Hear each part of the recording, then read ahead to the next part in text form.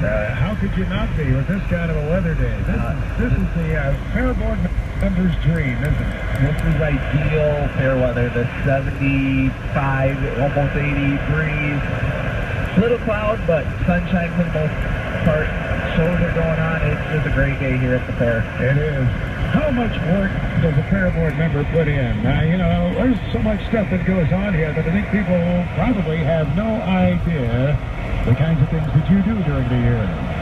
We start planning right after the last fair. And what kind of decisions have to be made that early in the season?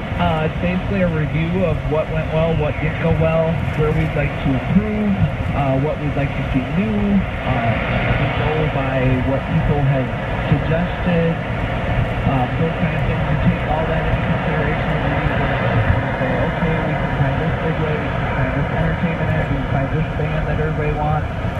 And then you just kind of work with scheduling and get them all to conglomerate for 1 week.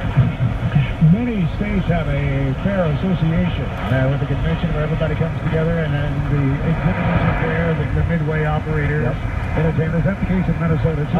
That is the case in Minnesota. We have the Minnesota Federation of County Fairs, which all 92 fairs are part of that.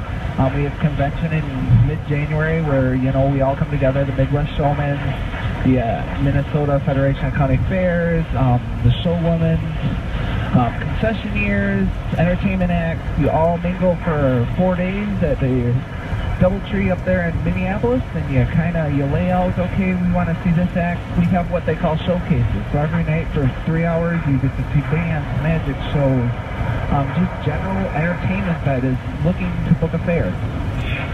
One common denominator I see among fair board members, among many common denominators, is the fact that almost all of them had a tremendous experience as a young person. Was that the case for you? That is true. I grew up in Wabasha County showing poultry, rabbits, sheep my last year. My siblings showed the same species. We were big into the horticultural areas, the gardening, the flower gardening, foods, that sort of thing. I mean, I no more graduated out of the 4-H program, and I came onto the fair board of directors. So I've been serving as a director for the last 11 years. 6 of those as treasurer, 3 of those as vice president now. How many members are there on the board, Paul? We have a slate of 12 members currently with a maximum of 15. It takes that many plus countless volunteers to just put this fair together. I mean, each person's in charge of certain things. Like I'm in charge of commercial exhibit, open class, midway. Others are in charge of livestock exhibit, open class, concessionaires, entertainment, beer garden. One thing that comes to mind as I look around is your buildings are in good shape, they're well maintained, they're modern, you've got just a wonderful facility. Not all county fairs can say that. No, and that up until 2008, there really wasn't a lot of buildings on this fairgrounds. We moved here in 91, was the first fair at this location. We used to be downtown. We moved out here, 98 we built a big livestock barn after 15 plus years of putting up a 60 by 360 tent. We are fortunate that that barn is almost paid for. A number of years ago we had our swine exhibit. We had a storm come through the fairgrounds and that tore that tent down on opening night. So the swine producers in this county decided we need to build a permanent structure for our exhibit. They went out, found the funds, built that with no cost to the fair board. Now with this legacy amendment, each fair in the state of Minnesota gets so much grant money each year. So we were fortunate to apply for a grant last year that built our entertainment facility over here, the shade structure that you'll see the Mitchell Marionette Showboat on the north end of. That was paid for by the increase in sales tax to all Minnesotans.